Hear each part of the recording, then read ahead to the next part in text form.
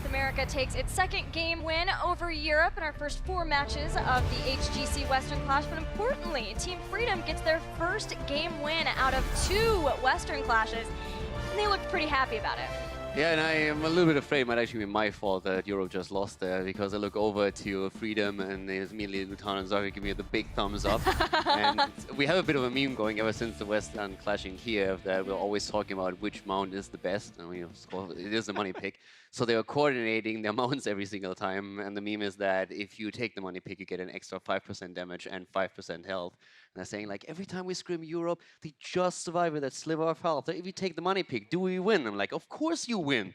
And so now they did, and they just bought it Liquid, so I'm a little bit afraid right now. Liquid might be mad at me. Lord, I don't want a Lutano that has 5% extra health and damage. That sounds terrifying. I want the Lutano that we just saw in that last game. Seeing his huge smile and those 2 thumbs up, emotions have such an impact on how you perform in a stressful situation like this. So for this team to have these smiles, to have this camaraderie, I see them nodding, they're communicating. They feel really good. I think they're going to need that in Game 3. Well, Game 3 will be on Sky Temple, chosen by Team Freedom, a Team Freedom Classic. So much so that we've had some Sky Temple bans of sorts from other NA teams. I believe versus them somewhat, but they still love going back to Sky Temple, like to get a lead somewhere and then be able to just snowball that into running circles around their opponents. The concern I have for this battleground choice of Team Freedom is that we saw them be successful by playing aggressively, taking the fight to Team Liquid. Sky Temple as a battleground really features moving away from the opponent, out macro, not really going for the team fights. So I don't know if that's a shift in strategy. Yeah, Liquid actually said that this is a map where they feel like you do not have to fight your opponent. You get a little bit ahead and you just run away from them the entire game. And Europe is known for the macro game here. So I would expect Freedom to ban out Abathur again. That's first of all. Then we are having globals to talk about, Dehaka being of course one of them. So there's a lot of different factors that figure into this match now. And it's the first time that we're actually seeing Sky Temple today. No Abathur yet, but a Genji ban from Team Freedom. Not wanting to allow Arcaner to play on that. Liquid bans Abathur here.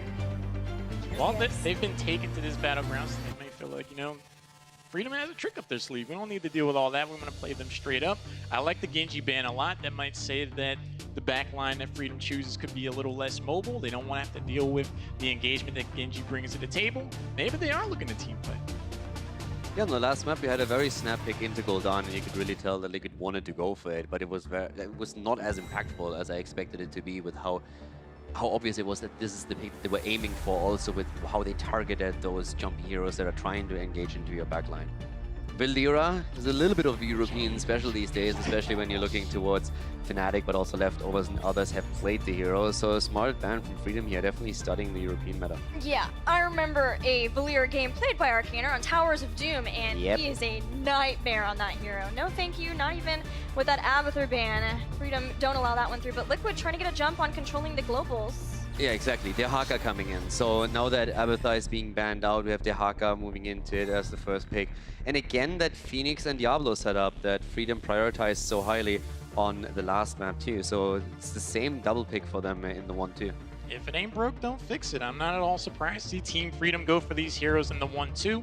One thing that Phoenix really enabled, the synergy of Tracers. Like, you worry about Tracer, you're looking to see when she goes in on the back line. Meanwhile, Phoenix was just able to have a pretty much field day on the front line and really open up a lot of options. But the Sergeant Hammer, that is definitely going to be a counter to Tracer if we see her again. It's really not a Freedom style, but with the prevalence of Maiev, I wonder if that's a concern at all, because I see Phoenix Diablo and I think of Leftovers and how good they are with Maiev with those 2 heroes. Lock them down with the cage, you have the Purification Salvo and the slow of the Lightning Breath. I wonder if that's at all something that Team Freedom would consider, but as I said at the start of the series, Team Freedom is more likely to play a double support than a double melee. Like, the front line is again what I'm looking for Team Liquid. In the last game we already had the discussion of Muradin and Garrosh, and I really would like them to head more into the Muradin style with the setup now. They also have the Haka, so you can lead from a Stormbolt into a Tong or vice versa. Try to get the damage built in after that. Against Diablo it makes also a bit better here.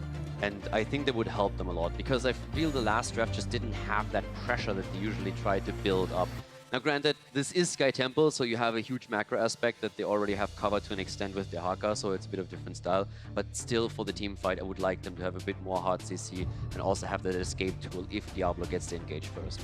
I want to see Team Freedom go for Hanzo. I love this choice. Lutano has just under a 90% win rate, so when you see Sergeant Hammer get picked up, Tracer can't pretty much play the game when she's on the battleground. That is an amazing second option for Lutano. He had such a good time last time. As long as the team continues to enable him, he could go off. Or on the Sergeant Hammer, I think, could be hopefully for them. But can you bust through Deckard, and can you bust through whatever front line is going to be here? If it is the Muradin, Muradin's there. And Li Ming, a lot of poke between Li Ming and Hammer, a lot of stun lock too, to Haka dragging people in, and stun for Muradin so that they can try to start the resets for Li Ming. No cleanse available for Team Freedom, so if someone catches a Stormbolt and they get dragged by the Haka more often than not, that could be the takedown, but oh no, what? The surprise Samuro appears. I'm not sure what I think about that. Okay. Personally, I love Samuro, and I think he can be super fun, especially on this map. We have seen in Europe Samuro with Abathar a bit, and you can cheese an opponent to death with those heroes. The problem is that I feel Liquid knows 100% how to play this. Because we had a little bit of a phase where I think it was Method that originally started it. Method in Granite Gaming brought Samuro in, and for like 2 weekends, everybody was scrimming it, everybody was trying it out, because the first few games were very successful, but everyone was like, okay, we can get the Samuro value. But once teams realized, okay, we know now how to face it, how to deal with it, he fell off a lot. So Liquid definitely knows how to play against Samuro here, and I'm not sure if Freedom is going to get as much out of their pick as they are hoping for. Well, you know what? We had the same exact sentiments going into Game 2, and Freedom proved us wrong. So let's see how this Samuro works out for them. Trixler, Tetcher, over to you. She forgot about you, Tetcher. I know. It's better than Sketcher. Don't bring that back. That's an awesome name, okay? I did really like that, thank you. But yeah, it is time to see if Team Freedom can bring it back for game number 3. It is 1-1 between these two teams. We are preparing to see who's going to move on to that upper bracket to play against Leftovers. I mean, the hero that we're going to be looking at for this entire match is going to be that Samuro. Will Team Liquid be able to shut it down again, as mentioned by Caldor? We've kind of gotten used to playing against Samuros, and I think having a Dahaka on your team is usually a pretty good way to set up for that global play that will be coming in from him. Yeah, very much so, and we do have a very quick pause. We'll be getting into the game as soon as possible. Yes, at this point. But overall, the Samuro, we've talked about it so many times. It has so much potential for being a global hero, but we were talking about this previously of the map starting, that you have to do well in the early game, leading up to the level 10. But for now, let's introduce the teams. That's right. Here on the left side in the blue, Nurok on Deckard Kane, Eternal on the Haka, Haswaz playing Hammer, Arcana on Li Ming, and Sport Billy on Muradin. It's going to be Team Liquid. And on the right-hand side, holding the banner for North America, it's Team Freedom! With Yoda on Phoenix, Zugrog on Diablo, Lutano on Hanzo, Nazmas on Samuro, and KZN, Collusion, is on Malfurion. That he is. We'll be keeping an eye on Samuro. Again, one of these heroes that becomes a bit of a nuisance in the middle of the game if you aren't able to shut him down as he rotates between lanes. Really drag coming out here from Team Liquid looking for that quick pick, but nothing really unfolds. And Team Liquid wins the eye, so therefore they win the match. No sneaky plays by Day.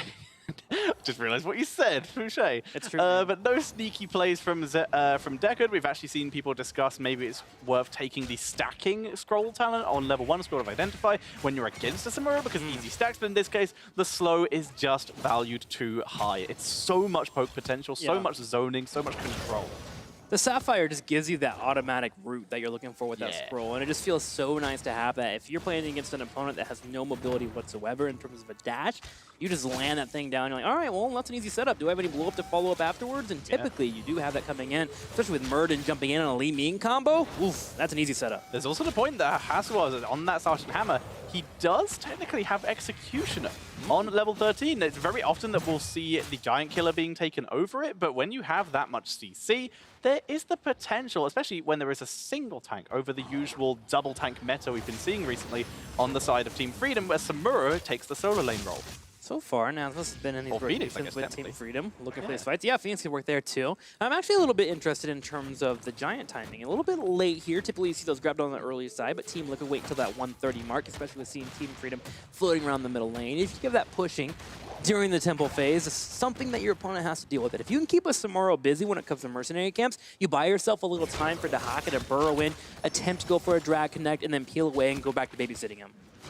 Both teams, Siege Giant camps to be acquired. Team Liquid significantly faster. Team Freedoms, that will be picked up as well. This is, of course, pre-level 4, so Hanzo does not just delete these things. So they have to spend a little bit of actual time here.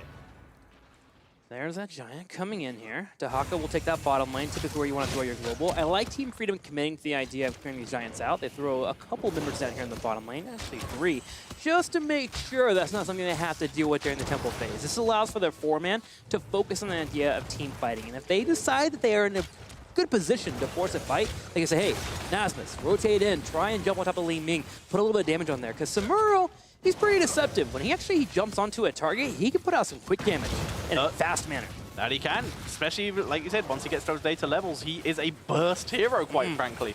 We're going to have to see what level 7 he picks, because Phantom Pain could be a huge burst tool. Otherwise, if he goes for the Burning Rage, then he could give some really good wave players. So it's a question of whether he's going to be global or ganky. We will see that once we hit the level 7s. All right, Temple's back to activate in 6 seconds, and this is where I want to see how Team Liquid's going to deal with the pressure of Samuro. Will Samuro peel off and attempt to be in a different lane, or will he be in the team fight? So far, it's looking like he actually wants to be in the team fight. With a big push in the top lane, heading in for that Temple, Team Liquid is going for that power play of trying to burn down a fort with the aid of the Merc Camp. This is, of course, pre-Hover Siege Hammer, so Hasselhoff is going to make the best use as he can out of that ambush at level 1, sieging and unsieging, getting quick burst damage and making himself hard to hit with the consistent unsieges.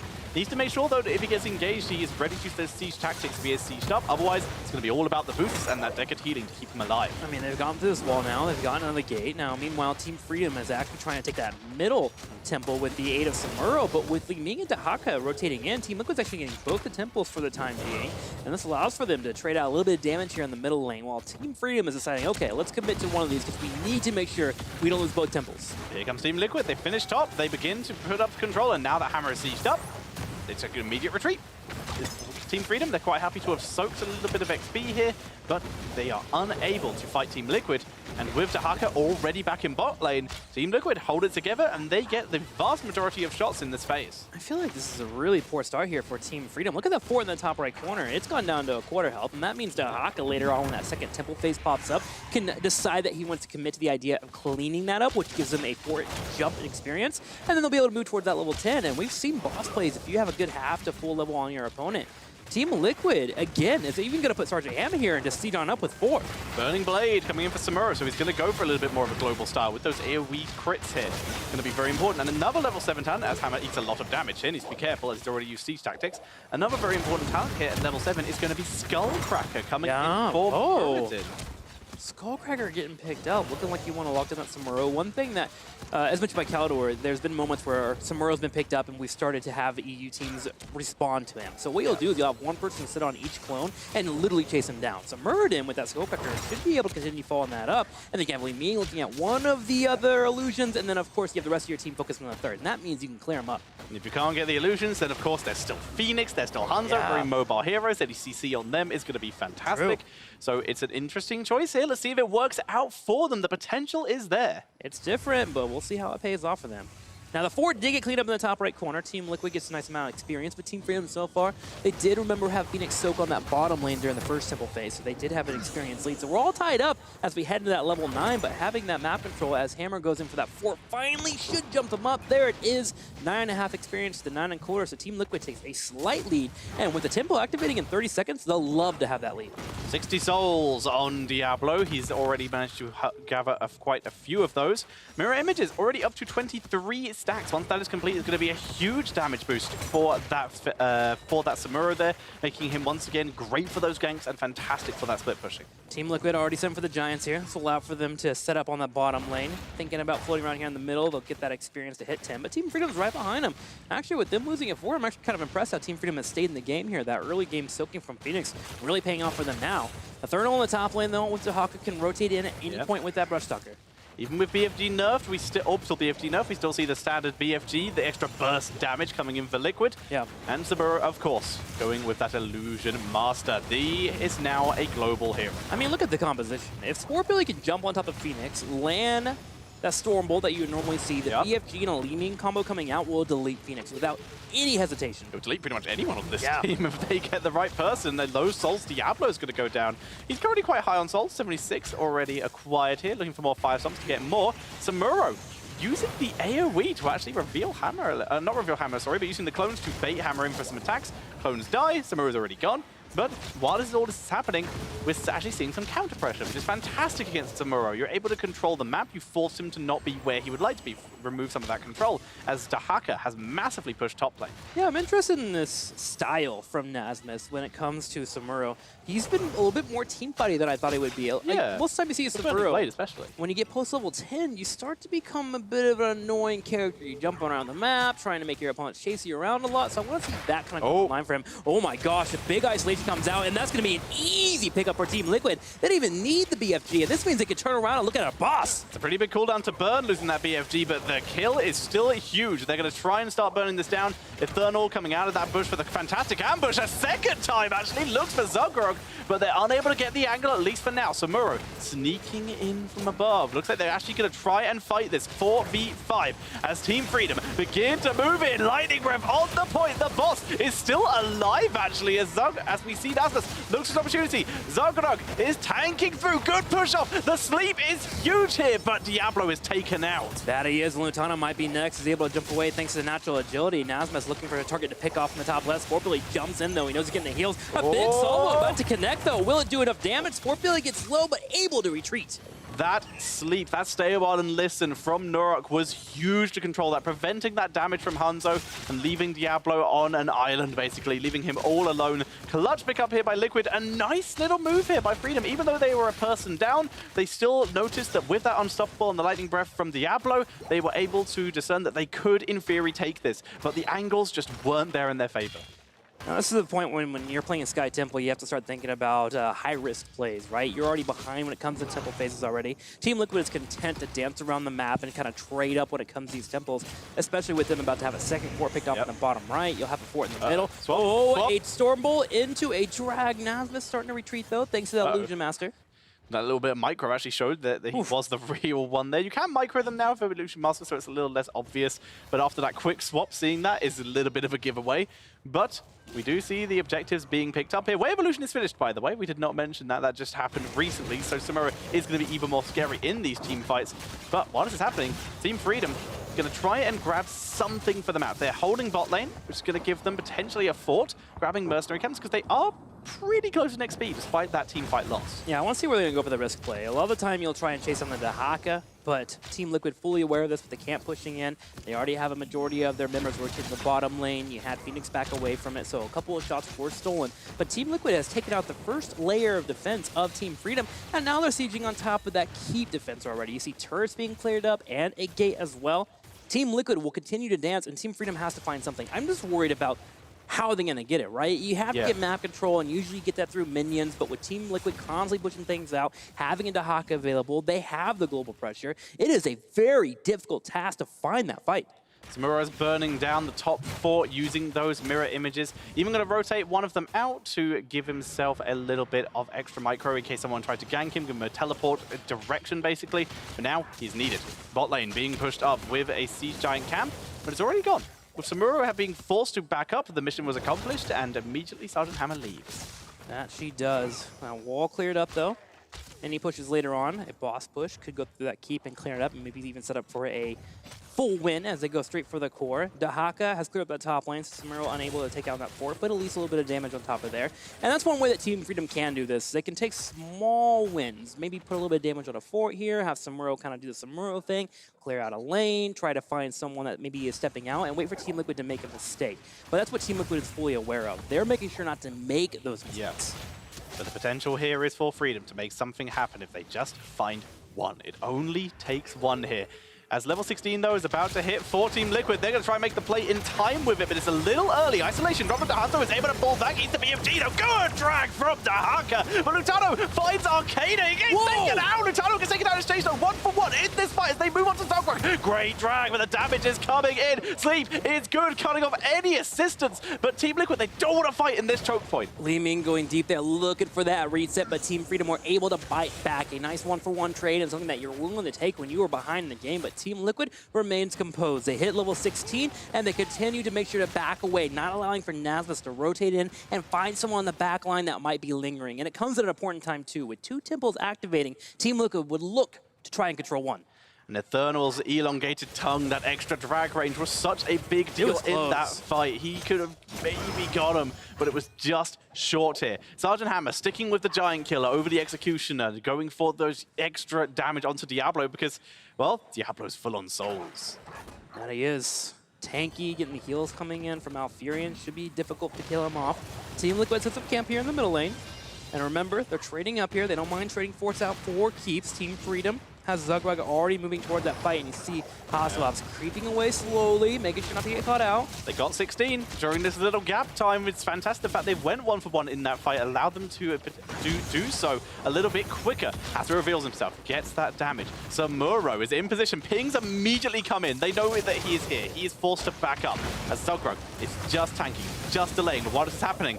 Dahaka is split soaking. He's coming in, though, to join the team. Salvo comes out. Arcana is teleporting away, but gets deleted by the Salvo. He was trying to run to the safety of Dahaka, but Lutano is low. A Stormbolt connects for Billy trying to secure the kill, but the heals are enough from Collusion, and Team Liquid has to back away. Team Freedom will take over the temple and siege away. Lutano's life flashed before his eyes there, but they turn it round. That salvo from Yoda was game-changing as Team Freedom finish off mid-temple, move up to top temple. It's now them with keep pressure. But look at the bottom lane. Team Liquid is looking at a boss already, and Sergeant Hammer is positioned around there, starting to put some damage on top of it, trying to peel away Team Freedom. Remember, Team Freedom doesn't have that global ability, so if too many people are on the top lane on the temple, Team Liquid can set up a trap. That's what they're doing. Yeah, they decided to not do the boss, instead set up that trap. As Hammer, though, has revealed herself, though, with those shots on that Samuro clone. So the boss is neutralized. Team Liquid not wanting to take the fight. And we're going to see Team Freedom in control with top keep now exposed. Now, one thing that is happening is that Giants are pushing in the bottom lane. Team Freedom will have to respond to that. And based on how many people are on that bottom lane, Team Liquid can make a choice to try and force the issue here, but suddenly we have a tied game. Team Freedom able to find that one pick on Li Ming, and that has turned the tide of this game. They're ahead in XP. For the first time, they are ahead in XP. They're going to be approaching level 21st as long as nothing goes wrong. Nazmus, he's Samuro. He's not in any particular danger here. He's going to be able to put some pressure on, and in the meantime, this boss just continues to be a stalemate, with Muradin just being the initial scouting tool, as Samuro does spot all these heroes moving up for this Bruiser camp. That's fantastic news for Team Freedom, getting that vision, as they have moved on to the boss, I believe. Muradin shows himself. He wants to know, hey, we know that you are here, but Team Freedom does not care. With Hanzo, they can shred this boss.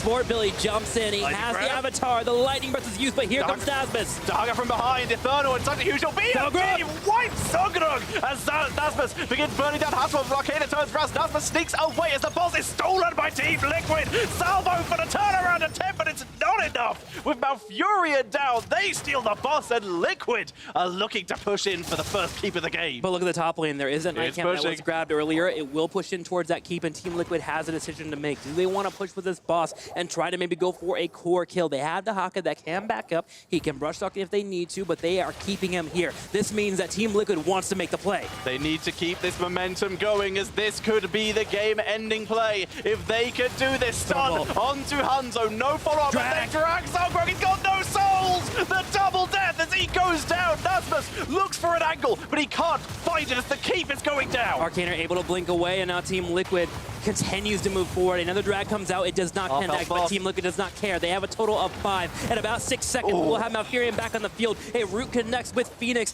Team Liquid is looking to take North America out here with a win in game number 3. Hanzo scatter arrows are burning down the boss. The shield on the core is gone, though. Sport Billy is low. With the boss down, this is the last-ditch defense for Team Freedom. The salvo is huge, though, as Hasselhoff is diving for the core. It's the last-ditch push as Phoenix goes goes down.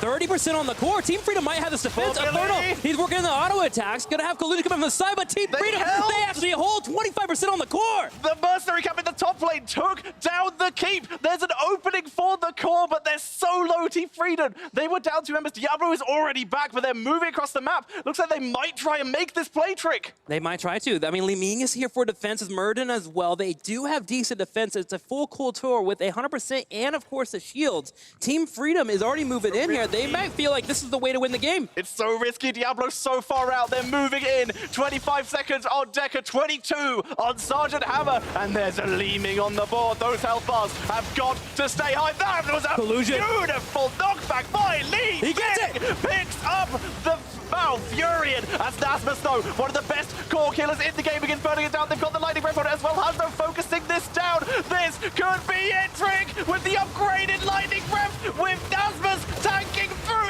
everything he can. Team Freedom, they take down the core. They've done it. And Team Freedom take down Team Liquid. And the hope of North America stays alive.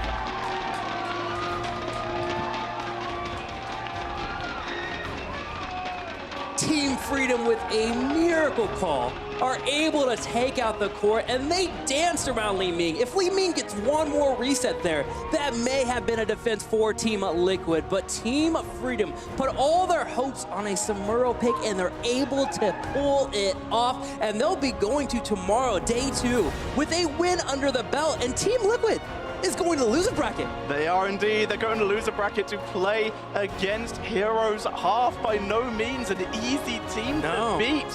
This is huge for Team Freedom and Team Liquid. They're going to have to refocus and re-rally. I mean, kudos to Team Freedom. One of the things about the Western Clash that we have from them in the past is they were a little bit in their heads. They thought they were the cocky North American players that could come out and do well at a tournament, and it fell flat for them in the past. But this time, they came in level-headed. They played a solid macro game. They had a solid defense, and they were able to turn around and make a big deal of their play here. They're going to day number 2, and they deserve the full congratulations here. They are the big hope here of North America. They really are. That was a monstrous final decision, a monstrous defense, blowing up Phoenix so early. They lost Sergeant Hammer for it, but that play, that dive past the boss, and Hanzo, who was pressured so much by Muradin, was able to burn down that boss with enough time for them to save their core. Now we're going to go to our analyst desk here. They have an interview set up for you guys to talk about Team Freedom, and they deserve your applause. So go ahead and let them know that they deserve their big win here. Good job, North America. Good job, NA. Good job, Team Freedom, and good job, Lutano. How scary was that? Monka S in the chat. That's all I got to say. That was insanely scary, insanely hype. All right, so you guys lose game 1. What was the mentality after, or for you guys as a team, after you lose game 1? We've seen a lot of NA teams go down to Europe today.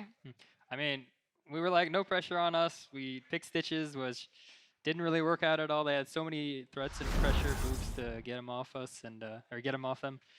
It was just a bad draft, and we bounced back from it. We knew we messed up, and we just executed our game plan. Well, was it an amazing feeling then to get your first win over an NAT or an EU team when you guys won on Tomb?